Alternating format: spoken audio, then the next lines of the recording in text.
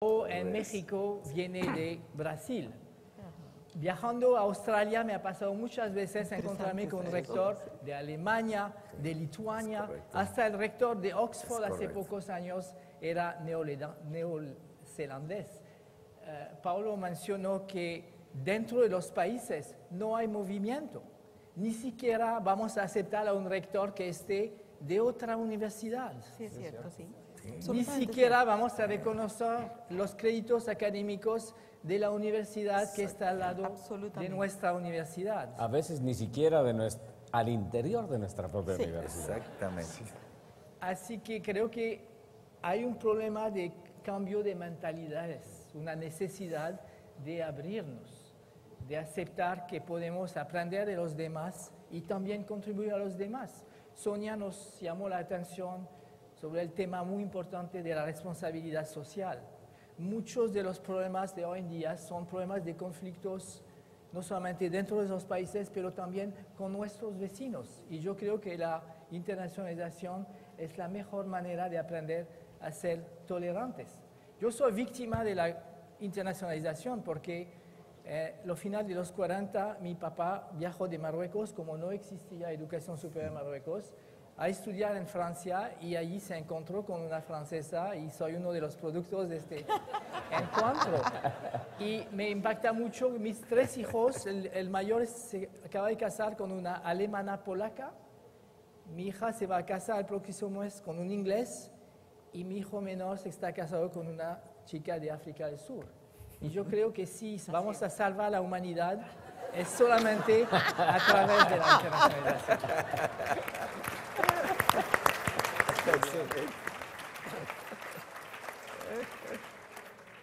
Como buen diplomático, Yamil no contestó directamente al tema de los rankings, pero bueno. También debo decirle que estamos pensando en organizar un submundial para otros países que no logran pasar a la siguiente ronda. Pero bueno, ese es otro tema que seguramente discutiremos en otro momento. Jesús, tú has estado muy activo en foros internacionales, en organizaciones internacionales, la OUI, el CONAGEC, también tuvimos el gusto de tenerte como vicepresidente de CONAEC cuando yo tenía el honor de ser director del consorcio. Y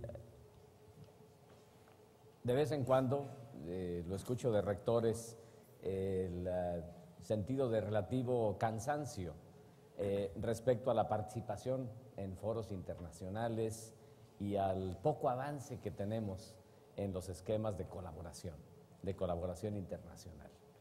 Paulo de alguna manera ya lo tocaba hace un rato, decir que algo nos ha fallado en los mecanismos de integración, en los mecanismos de colaboración y que estos sean más efectivos. Y como parte de nuestra cultura, de repente somos dados a las reuniones como esta en la que estamos ahora, a las declaraciones y los enunciados, y terminamos nuestra actividad y cada uno regresamos a nuestras presiones cotidianas. ¿Cuáles serían las recomendaciones que tú tendrías para que la colaboración en el ámbito interamericano fuese más efectiva? Sí, yo mencioné hace un momento y escuchando ahorita aquí los presentes, el primer cambio debe ser la actitud, ¿no? O sea, estar con la parte abierta de que tenemos que cambiar. Por ejemplo, en nuestro caso aquí en la universidad, que iniciamos una odisea de los programas, cambiándolos por competencias. Estoy poniendo un ejemplo. Batallamos bastante, primero para convencernos nosotros. Si no nos convencemos nosotros, ya tú tienes que, creo que al interior de la institución, crear la mentalidad del cambio. Y la mentalidad del cambio es todo. Todavía no termino todos los programas de cambio por competencias. Luego homologamos los créditos, los homologamos con los créditos europeos para poder hablar de un proceso. Batallamos también para hacer ese proceso de cambio. ¿Me explico? Entonces, luego la flexibilidad interna, que es complicadísima. Si no tienes primero el cambio interno de tu institución, en la flexibilidad, en la movilidad interna, en la actitud, no puedes avanzar. Entonces, creo que lo primero que tenemos que hacer es hacer el cabildeo interno, hacer una propuesta, hacer el cambio interno y luego ver lo internacional adaptado a nuestras necesidades. Y ahí las fortalezas de cada institución pues son las que establecen los convenios o las relaciones, que generalmente a veces quedan en puras firmas de convenios. que ese es otro problema que tenemos. Firmamos un convenio y ya todos para la foto. Y después de la foto nos olvidamos y luego como a las 2, oye, el convenio se está acabando, ya pues nunca funcionó. Entonces tenemos que hacerlo ahí desde una parte operativa, ordenada, y entender que los convenios son para que se practiquen y que las buenas prácticas de las instituciones nos van a dar. Entonces creo que el tema más importante es la actitud del cambio que tenemos que promover. Si lo hacemos dentro de la institución, en nuestro caso yo pongo una buena práctica que hicimos. En 2004 decidimos crear un Consejo Consultivo Internacional. Yamil presente, tú también conoces el Consejo Consultivo, y de repente los invitamos, y los mismos del Consejo eran totalmente expectativos, decían, no, bueno, pues va a funcionar, no va a funcionar, ¿de qué se trata? Pero el Consejo ahora, después de ya de 9 años, nos ha dado la oportunidad de que las buenas prácticas que en ese momento se nos comunicaban, las implementamos. Y entonces eso nos ha dado un cambio interno. ¿Qué hicimos? Pues invitar a los directores de las facultades, los directores de la parte operativa, para que los fuéramos impregnando de ese cambio. Y a eso llamo el cambio de actitud. Entonces este Consejo Consultivo ha transitado en estos 9 años y creo que ha sido uno de los aciertos más importantes. Nos ha dado la oportunidad de revisar nuestros currículum, nos ha dado la oportunidad de revisar nuestros programas de movilidad, proyectos, y nacen proyectos internacionales. De hecho, gracias al Consejo, pues yo he visitado muchas universidades a través de esto, porque también lo importante es el acercamiento entre nosotros, porque de ahí nacen los convenios. Entonces, el tema más importante creo que es el cambio interno a través de la actitud y la reflexión para poder llegar a la meta que queramos. Interesante.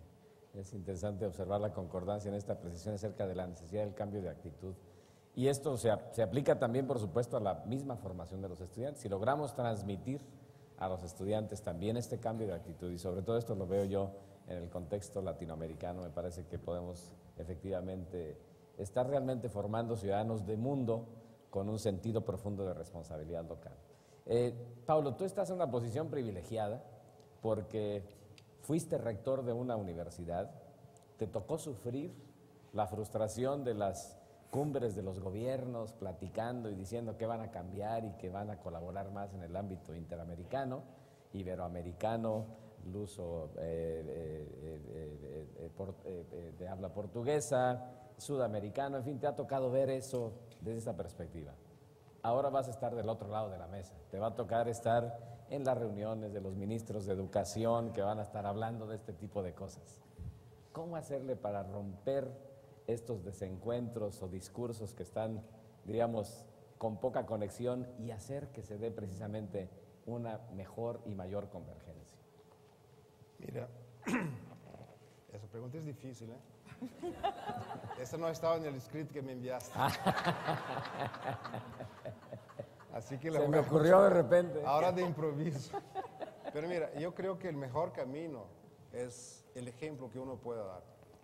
Porque realmente en las grandes conferencias, hace poco tuvimos una en Panamá de la OEI, con la presencia de ministros de educación de todo el continente, y me tocó ahí representar al ministro. Pero yo creo que el camino más acertado sería el de dar el ejemplo.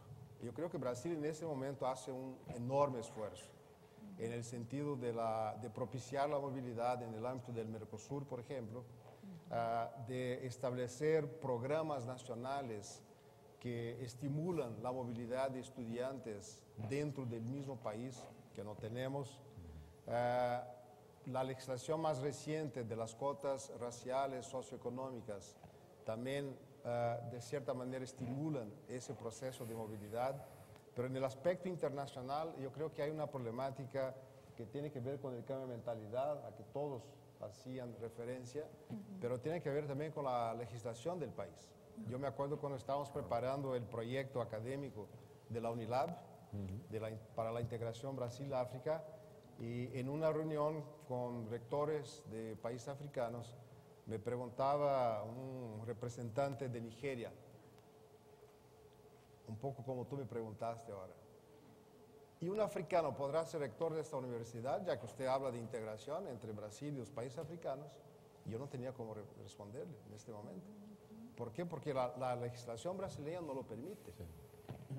Esa es la tradición en las universidades federales y en las estaduales de las provincias, de los estados, uno tiene que ser profesor de carrera en aquella universidad. Mira, en este preciso momento está ocupada la rectoría en los rankings mejor universidad brasileña y quizá latinoamericana. Hay una disputa ahí entre la USP y la UNAM, ¿verdad? Pero la rectoría de la USP... ese tema. Sí, tiene que ver. O sea, la USP bajó, estaba entre las 200 mejores para las 250 o 300 mejores.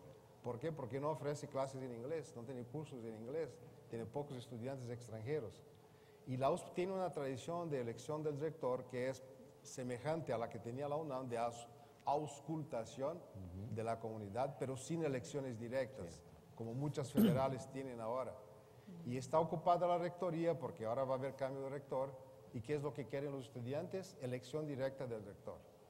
Entonces, mira, ¿cómo es que vamos a poder elegir un rector si viene de Marruecos? Nadie lo conoce. O si viene de México o de Costa Rica. O sea que seguimos en la tradición corporativista, ¿verdad?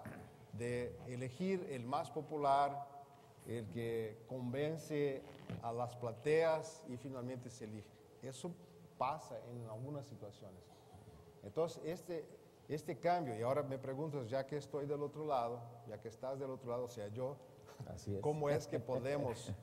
Y en verdad, yo antes fui rector en Mato Grosso durante 8 años y ahora con la Unilab, y siempre he defendido esta tesis de que tenemos que abrirnos y que eso tiene que reflejarse en la legislación. Y en este momento estamos recuperando un proyecto de la ley orgánica de la autonomía de la Universidad Brasileña, porque la autonomía de la Universidad Brasileña está consagrada en la Constitución, el artículo 207, pero en la práctica no tiene una autonomía que en muchos países latinoamericanos la encontramos, no solamente de la elección de su rector, pero del manejo del presupuesto y de la posibilidad de buscar fondos en otras fuentes, que en Brasil es extremadamente limitado, hay mucho control sobre eso.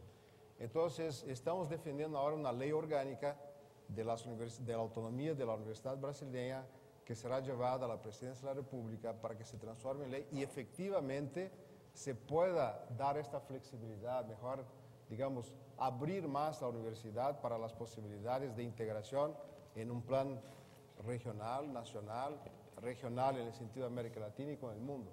Pero te voy a decir, hay mucha resistencia dentro de las mismas universidades, no solamente entre estudiantes, pero entre nuestros colegas profesores igualmente.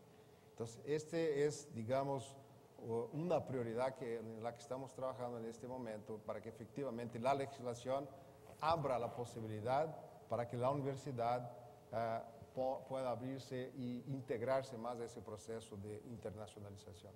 Ahora, si trasladáramos este reto, que es interesante observar, y habrá que estar muy de cerca viendo qué es lo que pasa en este proceso que están propiciando ustedes en el caso brasileño, si lo trasladáramos al contexto interamericano, seguramente el grado de complejidad de poder hacer este tipo de concordancias pues se hace, por supuesto, que mucho mayor. Y hemos hablado en estos foros muchos años, Sonia, tú lo recuerdas bien, de la idea de crear un espacio interamericano de educación superior, de tener una convergencia que se traduzca a la posibilidad de verdaderas movilidades fáciles, a la posibilidad de compartir profesores, en fin, hemos soñado que esto es posible. ¿Es un sueño realmente, nada más? ¿Debemos conformarnos con el sueño o realmente crees que es posible construir una nueva realidad? Creo que es mucho más que un sueño y yo quisiera referirme a una experiencia muy concreta que es casualmente ha sido propiciada dentro de la UI, que es el espacio de mujeres líderes, como ejemplo, porque me parece que una de las áreas estratégicas de trabajo a nivel interamericano es promover espacios comunes alrededor de temas relevantes, donde convoques instituciones que comparten un interés por un tema, que tienen potencial, que tienen producción en ese tema. En el espacio de mujeres líderes comenzamos unas 30 mujeres. La primera reunión, por cierto, fue en el IPN, apoyada por por la nueva presidenta de la UI, Yolo Xochitl, que está aquí, y con la ayuda de muchas instituciones y de la organización, el martes tuvimos una reunión acá con 180 mujeres líderes.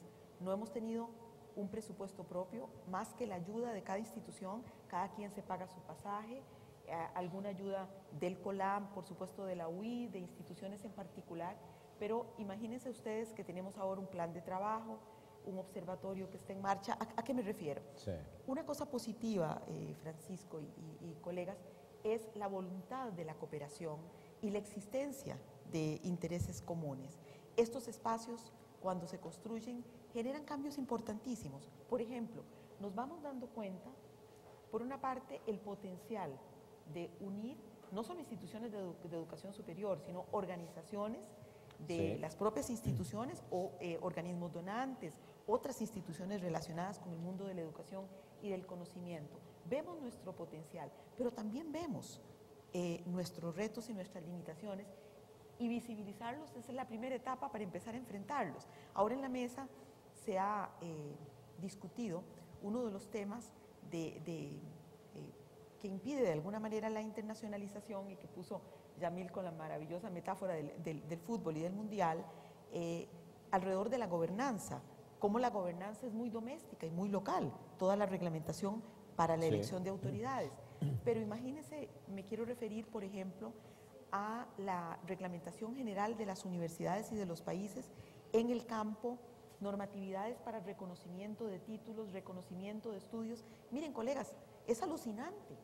Son héroes y heroínas los que van a estudiar fuera, tienen que regresar al país, un calvario de 2 años para que, tal vez son la 6ª persona, un país chiquito como Costa Rica, en Brasil los números deben ser enormes. ¿Cuántas personas se habrían graduado en Oxford o en la Universidad de Stanford? Y todas tienen que hacer el mismo calvario y hasta fotocopias de los programas de estudio, todavía eso existe, aunque parezca de un siglo anterior. Es alucinante. Entonces, tenemos que avanzar en hacer portabilidad de créditos. Eso pasa mucho por reconocimiento mutuo entre las agencias de acreditación. Hoy los jóvenes sueñan... Y ahí es donde el papel de los gobiernos me parece que es fundamental. Es enorme. Los jóvenes quieren hacer un semestre en Sudáfrica, otro semestre. Ese es el sueño. Y yo creo que eso es posible y se va propiciando con espacios comunes, donde vamos construyendo precisamente esas vías de intercomunicación. Yamil, Peter Drucker hace algunos años decía que las universidades iban a desaparecer. Hablaba Sonia ahorita del tema de la portabilidad de conocimientos, de los créditos. Hoy se puede aprender en casa, aquellos que tienen acceso a una computadora. Y en este contexto, tú que has estado observando tantos países, viajando, trabajando con gobiernos, ¿cómo ves tú precisamente cómo romper estos digamos, ciclos o círculos viciosos que se dan y cómo podemos imbuir una visión muchísimo más regional para poder convertir estos buenos propósitos en concretas realidades? Yo regreso a este tema de abrir los ojos y, más importante, abrir las mentes.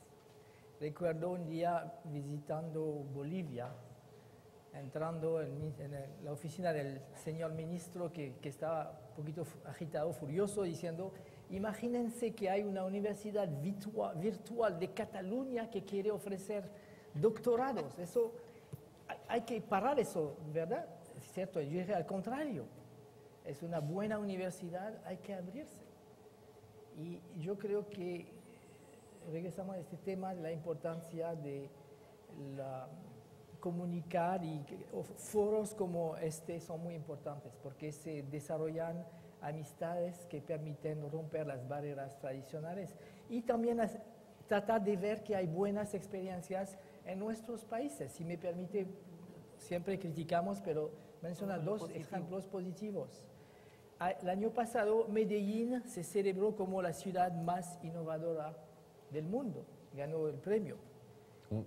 Un ranking nuevo. Un ranking nuevo. Un ranking nuevo, exactamente. Hay que hacer un ranking de los rankings, a propósito. Y lo que me impacta es que Medellín tiene una cosa que no encuentro en la mayoría de los países o de las ciudades, es que hay una alianza de 8 universidades, 2 públicas 6 privadas que comparten servicios, bibliotecas, hacen reconocimiento mutuo de los créditos académicos, compras de bienes, compras de servicios, etc. En fin, ellos han cortado, han eliminado las barreras de actitud. Y otro ejemplo veniendo de Brasil. Hoy en día hay 4, como viajo mucho, conozco un poquito de los aviones, hay 4 grandes compañías que producen, empresas que producen aviones. Airbus y Boeing son los grandes, pero hay una en un pequeño país del norte de América, Bombardier en Canadá, y el líder mundial de aviones regionales es Brasil con Embraer. Y el éxito de Embraer en gran parte se debe al hecho que en los 50, a finales de los 50, se estableció un instituto que se llama ITA, con colaboración del MIT, y que poco a poco han permitido producir a ingenieros científicos avanzados a nivel mundial que han desarrollado un producto brasilero a nivel mundial. Entonces, es posible, hay que soñar y hacer el sueño realidad. Muy bien. Ahora, aquí me da mucho gusto ver que hay algunos estudiantes que han estado de voluntarios en este evento, estudiantes que seguramente verán este tipo de reuniones con mucha curiosidad, ver un buen número de cabezas blancas y otras que ya no tienen la oportunidad de peinar canas. peinarse, y que están hablando acerca de su futuro, que están hablando de un futuro mejor para ellos. Y seguramente, si yo les preguntara a ellos, ¿cuántos de ellos quisieran o consideran que es importante adquirir una dimensión internacional como parte de su formación y pensando en el éxito que puedan tener en el futuro como profesionales? Les garantizo que prácticamente todos levantarían la mano. Pero si después les preguntara cuántos de ellos creen que realmente van a tener una experiencia internacional como parte de su formación, probablemente muy pocos van a levantar la mano. Entonces hay evidentemente una enorme disonancia entre altas expectativas que la nueva generación tiene acerca de un futuro que esperan que sea mejor que el que les dejamos, y también el reconocimiento de una realidad de que probablemente, a pesar de la alta expectativa, las condiciones de operación de las instituciones en las que están probablemente no les van a permitir esto. Yo recuerdo cuando yo era estudiante, para mí ser internacional era viajar de Ojuelos de Jalisco a San Luis Potosí para ir a estudiar a la Universidad de San Luis Potosí, a la gloriosa Universidad Autónoma de San Luis Potosí. Y obviamente la dimensión de mundo que los jóvenes tienen el día de hoy, el nuevo mapa mundi que tienen es completamente diferente. Entonces, Jesús, yo quisiera preguntarte, ya estamos prácticamente terminando el tiempo asignado para esta entrevista. Al final de cuentas, la universidad está formando los líderes que queremos de la siguiente generación. Está formando ciudadanos. El riesgo que corremos en las universidades al brindarle un excesivo énfasis a la parte técnica es que indudablemente, como decía un experto, estaremos produciendo bárbaros científicamente competentes, que es la especie más peligrosa de seres humanos. Estamos al final de cuentas formando seres humanos y todos coincidimos en que la internacionalización es importante. Como rector de una universidad, Jesús, ¿cómo traduces todos estos propósitos, esfuerzos de vinculación a la parte más concreta del estudiante que quiere una mejor vida?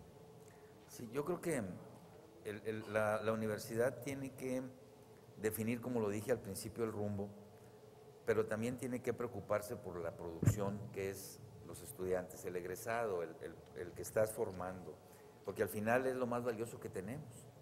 Y tenemos que ser conscientes en qué lugar los vamos a colocar y hasta dónde los vamos a preparar. En este momento las condiciones cambiaron de cuando yo estudié ahora.